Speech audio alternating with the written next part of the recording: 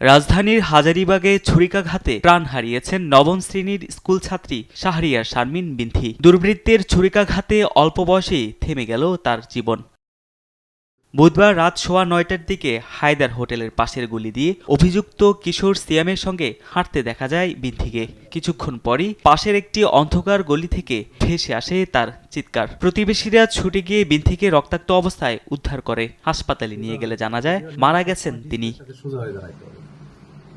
ঘটনার পর অভিযুক্ত সিয়াম হাতে ধারালো অস্ত্র নিয়ে পালিয়ে যায়। অভিযুক্তের দ্রুত গ্রেপ্তার ও দৃষ্টান্তমূলক শাস্তি দাবি করেছেন শোকাহত স্বজন ও প্রতিবেশীরা। একমাত্র আরএফএল ক্লাস পাইপ নিশ্চিত করে প্রতি ইঞ্চিতে সঠিক থিকনেস ও সঠিক মাপ। পাইপের বস, না কিনলে লস। সন্ধ্যার পরে বাসায় আসছি, জিজ্ঞাসা করলাম ইফতারি খাইছে। আমার মেয়েকে কয়েক নিচে চটপটি খাইতেছে নাবিলের লগে। তা আমি মোবাইল টিপতাছি শুয়া এর ভিতরে আবার এটা জিগাইছি কি হনো আইলো না, ঠিক আছে কইতেছে দেহি। এই কতক্ষণ পরেই দেখলাম চিল্লা ভাল্লা লেগে গেছে। নিচে নাইমা চাই দিয়ে আমারই মেয়ে বিচার চাই তদন্ত কইরা যে আমার মেয়েটারে কেন মারা হইলো এরকম ভাবে রাস্তায় কোয়া, তার ফাঁসি চাই। হয়তো পরিচয় আছে গেছে, মেয়ে তো বুঝতে পারে না যে গেলে যে অবস্থা করব।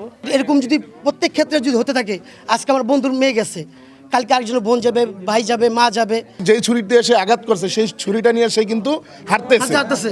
মানে তারা কতটুক তারা হয়ে গেছে, সাহসিকতা দেখাচ্ছে এখন এই এলাকার ভিতরে। প্রাথমিকভাবে প্রেম ঘটিত বিরোধ থেকেই এই হত্যাকাণ্ড বলে ধারণা করছে পুলিশ। তো প্রাথমিকভাবে যেটা জানা যাচ্ছে যে এটা প্রেম ঘটিত ঘটনা থেকে এটা হয়েছে। ঘটনার সংবাদ শোনার পরপরই আমরা হাসপাতালে একটি টিম যাই এবং আমি নিজে কয়েকটি টিম নিয়ে ঘটনাস্থলে আসি এবং আমরা কাজ করছি ঘটনার রহস্য উদ্ঘাটনের জন্য।